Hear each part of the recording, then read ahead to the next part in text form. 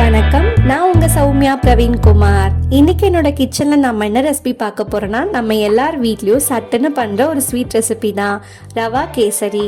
இதை எப்படி சிம்பிளா குயிக்கா பண்றதுன்னு பார்க்கலாம் வாங்க. இதுக்கு முதல்ல நம்ம முந்திரியும் திராட்சையும் நெய்யில வறுத்து எடுத்துக்கலாம். அதுக்காக நான் ஒரு பேன் வச்சிருக்கேன். அதுல 1 டீஸ்பூன் அளவுக்கு நெய் சேர்த்திருக்கேன். இது கூட முந்திரி சேர்த்திக்கலாம். நட்ஸ் உங்கள் விருப்பம் போல் நீங்கள் என்ன வேணால் சேர்த்திக்கலாம். பாதாம், பிஸ்தா உங்களோட விருப்பம் தான். இப்போ இந்த முந்திரி லைட்டாக கலர் சேஞ்ச் ஆனதுக்கப்புறமா ஒரு 5-6 திராட்சையை ஆட் பண்ணிக்கலாம். இந்த திராட்சை கொஞ்சம் பலூன் மாதிரி உப்பி வந்ததுக்கப்புறமா ஸ்டவ்வை ஆஃப் பண்ணிவிட்டு இதை வேற ஒரு பவுலுக்கு ட்ரான்ஸ்ஃபர் பண்ணிக்கலாம். இப்போ ஒரு பவுலை ட்ரான்ஸ்ஃபர் பண்ணியாச்சு. இப்போ இதே பேனை ஹீட் பண்ணிக்கலாம். இது கூட இன்னும் 1 டீஸ்பூன் அளவுக்கு நெய் சேர்த்திக்கலாம். இதில் 1 கப்பு ரவை சேர்த்திக்கலாம். நான் மெஷரிங் கப்பில் 3/4 கப்பு அளவுக்கு இருக்கிற கப்பில் ரவை எடுத்திருக்கேன்.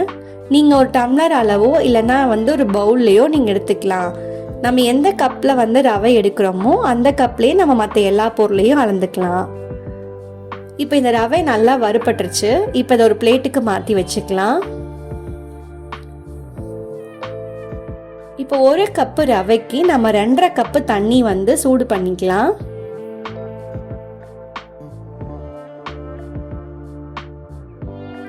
தண்ணி நல்லா சூடானதுக்கு அப்புறமா 2 ஏலக்காவை தட்டி சேர்த்திக்கலாம். ஆரஞ்சு கலருக்காக 1 பிஞ்சு ஃபுட் கலர் சேர்த்திக்கலாம். இது ஆப்ஷனல் தான். இதை நல்லா கலந்து விட்டுக்கலாம். தண்ணி நல்லா கொதிச்சதுக்கு அப்புறமா நம்ம வறுத்து வச்சிருக்க ரவையை கொஞ்சம் கொஞ்சமாக சேர்த்திக்கலாம். கைவிடாமல் கிளறி விட்டுட்டே இருக்கலாம், இல்லைன்னா கட்டி விழுந்துரும்.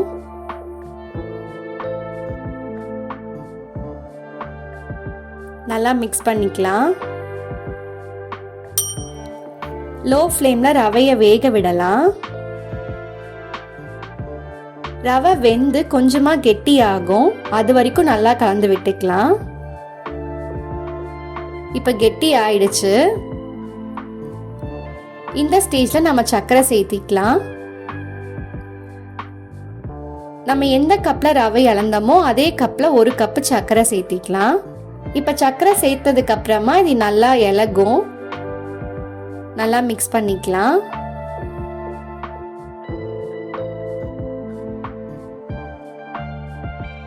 நல்லா கலந்து விட்டாச்சு. இப்போ இது கூட நம்ம வறுத்து வச்சிருக்க முந்திரி திராட்சையும் சேர்த்திக்கலாம். மிக்ஸ் பண்ணிக்கலாம்.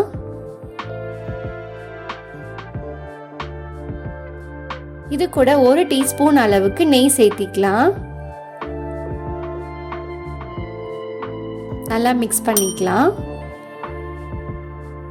நெய் நாம எந்த அளவுக்கு சேர்த்துறோமோ அந்த அளவுக்கு டேஸ்ட் நல்லா இருக்கும். பேனில் இந்த மாதிரி ஒட்டாமல் சுருண்டுட்டு வரணும். அதுதான் கரெக்டான டெக்ஸ்டர்.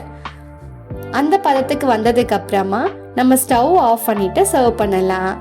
சூப்பரான ரவா கேசரி. சட்டுன்னு ஒரு ஸ்வீட் ரெசிபி பண்ணோன்னா இதை ட்ரை பண்ணி பாருங்க. இந்த மாதிரி சிம்பிளான குயிக்கான ரெசிபிஸை பார்க்கணுன்னா என்னோட சௌமியா இந்த கிச்சன் சேனலை சப்ஸ்கிரைப் பண்ணிக்கோங்க. தேங்க்யூ ஃபார் வாட்சிங் மை வீடியோ.